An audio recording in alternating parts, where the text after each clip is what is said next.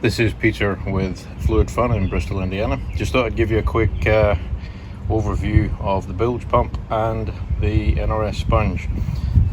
We have a kayak that ended up with quite a bit of water in it overnight, and I'm actually just about to take this off and show you guys how to use them and what they look like when they're working.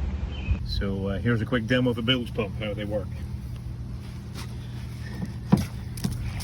Forward, up and down, I should say. And this actually pumps all the water out the boat.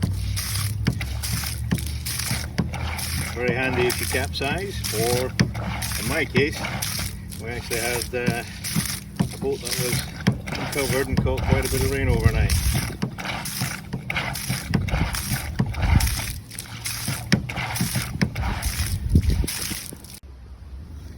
Alright, now that we've actually got the bulk of the water out, I'm going to use my NRS sponge to actually mop up the last little bit.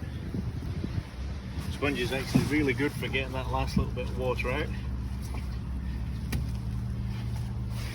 That's what you do, just do that, soak up the water, squeeze it, out you come.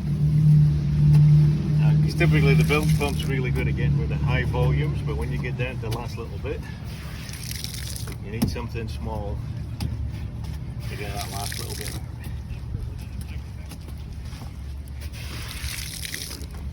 Alright, NRS sponge.